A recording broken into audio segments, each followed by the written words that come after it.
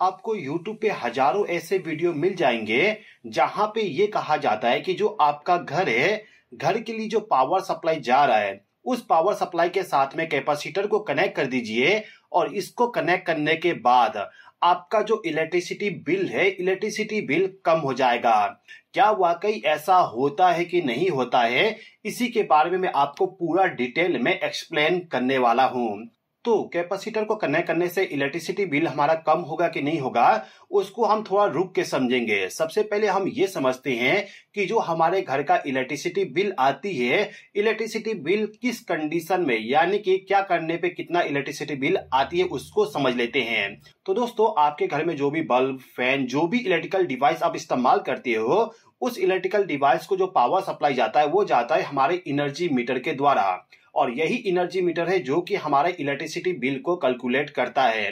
यानी कि आपने आपके घर में कितना पावर का कंजप्शन किए, उसको कैलकुलेट करने के लिए इस प्रकार का मीटर लगा होता है। अब इस मीटर का जो यहाँ पे रीडिंग है, ये रीडिंग हमारा यूनिट में होता है। यानी कि इलेक्ट्रिसिटी बिल को हम यूनिट में कैलकुलेट करते हैं। अब यहाँ पे एक यूनिट बढ़ाने के लिए हमें कितना पावर का कंजप्शन करना पड़ता है, उसको भी समझ लेते हैं। तो दोस्तों देखिए, ये जो यूनिट है ना, इस यूनिट को आप किलोवाट आवर भी कह सकते हो। किलोवाट आवर का मतलब क्या है, एक बार समझ लेते हैं। देखिए दोस्तों, यदि आपके घर में आपने 1000 वाट के लोड को कनेक्ट कर दिए और उस लोड को यदि आपने 1 घंटे तक रन करवाए, तो उस कंडीशन में आपका जो एनर्जी मीटर है, उस एनर्जी मीटर में 1 यूनिट का पावर कंजप्शन शो कर देगा। तो इस मीटर का एक रीडिंग बढ़ाने के लिए हमें 1000 वाट को 1 घंटे तक रन करवाना पड़ेगा। इसी प्रकार से यदि आप 500 वाट के लोड को कनेक्ट करते हो, तो उसको आपको 2 घंटे तक रन करवाना पड़ेगा, तब जाके 1 यूनिट का पावर कंजप्शन होगा। इसी प्रकार से यदि आप 200 वाट के लोड को कनेक्ट करोगे, तो उसको आपको 5 घंटे तक रन करवाना पड़ेगा, तब जाके 1 यूनिट का पावर कंजप्शन होगा।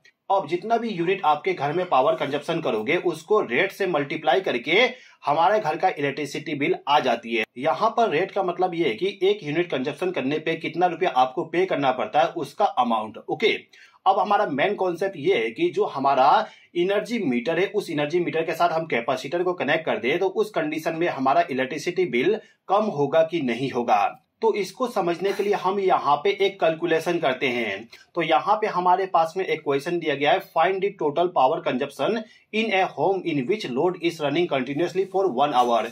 यानी कि 1 घंटे तक हमारा कंटिन्यूअसली पावर कंजप्शन हो रहा है, जिसमें वोल्टेज है 230 वोल्ट, करंट है यहाँ पे 25 एम्पियर और पावर फैक्टर है 0.6। तो ये जो क्वेश्चन है, इस क्वेश्चन को हम सोल्व करना चाहें तो इसको सोल्व करने के लिए हमें इस फॉर्मूला का इस्तेमाल करना पड़ेगा। जैसे कि मैंने आपको स्टार्टिंग में बताया कि यदि हम 1000 वाट के लोड को 1 घंटे तक रन करवाएंगे, तो उस कंडीशन में 1 यूनिट का पावर कंजप्शन होगा।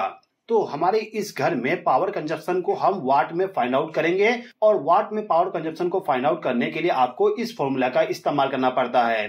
अब ये जो फॉर्मूला, ये केवल सिंगल फेज पावर सप्लाई के लिए है। यदि आपके घर में 3 फेज का पावर सप्लाई आता है, तो उस कंडीशन में आपको इस फॉर्मूला का इस्तेमाल करना पड़ेगा। तो फिलहाल के टाइम पे हमारे घर में सिंगल फेज का पावर सप्लाई जा रहा है, तो सिंगल फेज का ही कैलकुलेशन करके मैं आपको एक्सप्लेन करूंगा। अब यहाँ पे जो फॉर्मूला, इस फॉर्मूला पे इस वैल्यू को पुट कर देता हूं, तो हमारे सामने ये वैल्यू आ जाएगा, जिसमें वोल्टेज है 230 वोल्ट, करंट है 25 एम्पियर और पावर फैक्टर है 0.6। अब यदि मैं इन सभी को मल्टीप्लाई कर दूं, तो मेरे पास में आंसर आ जाएगा 3450 वाट। अब इस वाट को यदि आप यूनिट में कन्वर्ट करना चाहोगे, तो आंसर आ जाएगा आपके पास में 3.45 यूनिट। तो ये जो घर है, इस घर में 1 घंटे में 3.45 यूनिट का पावर कंजप्शन किया जा रहा है। अब यहाँ पे हम क्या करते हैं कि ये जो पावर सप्लाई इस घर में जा रहा है, इसी के साथ हम कैपेसिटर को कनेक्ट कर देते हैं।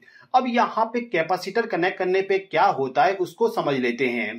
तो दोस्तों, कैपेसिटर को कनेक्ट करने से हमारा जो पावर फैक्टर होता है, उस पावर फैक्टर को हम इंप्रूव करते हैं। अब पावर फैक्टर क्या होता है, एक बात समझिए।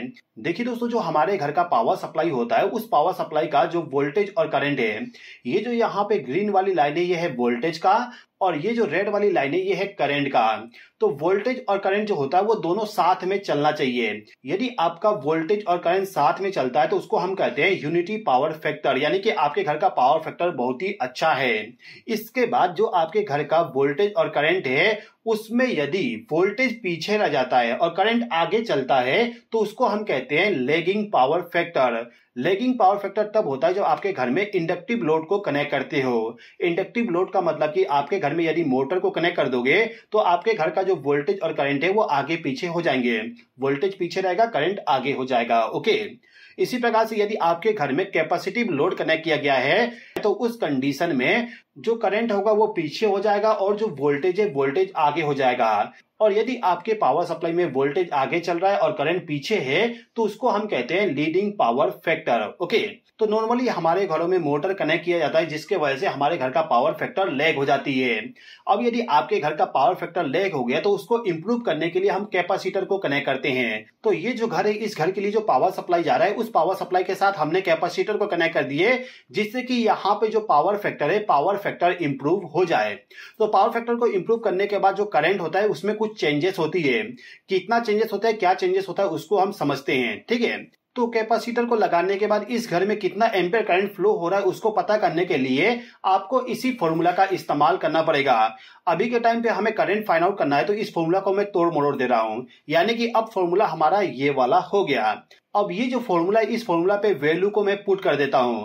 तो यहाँ पे जो वाट है, वाट हमारे पास में 3450। तो मैंने लिख दी यहाँ पे। वोल्टेज हमारा है यहाँ पे 230 वोल्ट और पावर फैक्टर हमने इंप्रूव कर दिए 0.9। हमारा पहले पावर फैक्टर था 0.6, लेकिन कैपेसिटर को हमने कनेक्ट करके पावर फैक्टर को इंप्रूव कर दिए और पावर फैक्टर अभी के टाइम पे हमारा 0.9 है। तो इसको पुट करने के बाद यदि हम करंट को फाइंड आउट करेंगे तो आंसर आ जाएगा हमारे पास में 16.66 एम्पियर।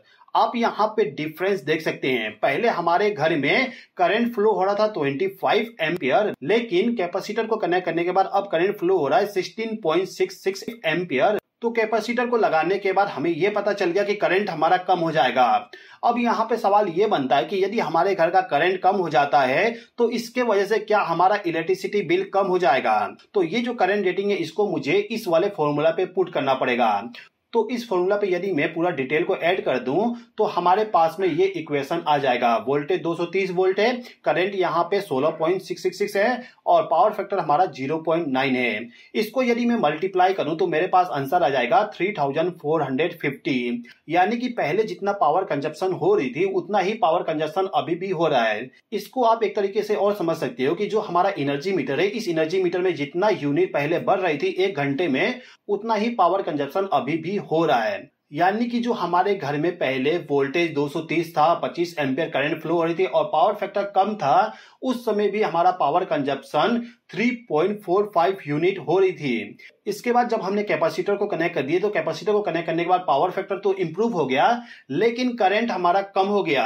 करंट रेटिंग कम होने से और पावर फैक्टर के इंप्रूव होने से जो हमारे घर में पावर कंजप्शन हो रही थी वो पहले के जैसे ही है। यानी कि पहले जितना इलेक्ट्रिसिटी बिल आपके घर में आ रहा था उतना ही इलेक्ट्रिसिटी बिल अभी भी आएगा कैपेसिटर को कनेक्ट करने के बाद भी। ओके, लेकिन दोस्तों यहाँ पे आपको एक चीज समझना होगा, जो आपके घर में इलेक्ट्रिकल डिवाइसेस है उन सभी डिवाइस का जो लाइफ है, लाइफ इंक्रीज हो जाएगा यदि आपने आपके घर का पावर फैक्टर को इंप्रूव कर दिया तो। ओके, इसके अलावा आपको मैं एक चीज और बताना चाहूंगा। जो इंडस्ट्री होता है, इंडस्ट्री में जो पावर सप्लाई जाता है उस पावर सप्लाई में यदि पावर फैक्टर लो रहता है तो उस कंडीशन में उनको पेनाल्टी पे करना पड़ता है। और यदि इंडस्ट्री में जो पावर फैक्टर है, पावर फैक्टर पूरा सही रहता है तो उस कंडीशन में उनको कोई भी पेनाल्टी पे नहीं करना पड़ता है। तो यदि आपके घर में 3 फेज का पावर सप्लाई आ रहा है और आपके घर का पावर फैक्टर लो है तो हो सकता है कि आपको वहां पे पेनाल्टी पे करना पड़ रहा हो। तो यदि आप चाहते हो कि आपको कोई भी पेनाल्टी पे ना करना पड़े तो उसके लिए आप पावर फैक्टर को इंप्रूव करके रखिएगा। ओके, तो आई होप कि आपको यहाँ पे समझ में आ गया कि कैपेसिटर को कनेक्ट करने से इलेक्ट्रिसिटी बिल में कोई भी कमी नहीं आएगा, लेकिन पावर फैक्टर को इंप्रूव करके जो पेनाल्टी होती है उस पेनाल्टी को हम बचा सकते हैं। तो आई होप कि आपको ये वीडियो पसंद आया होगा। वीडियो पसंद आए तो लाइक कर दीजिए, चैनल पे नए हो तो सब्सक्राइब कर लीजिए। इस वीडियो को देखने के लिए धन्यवाद।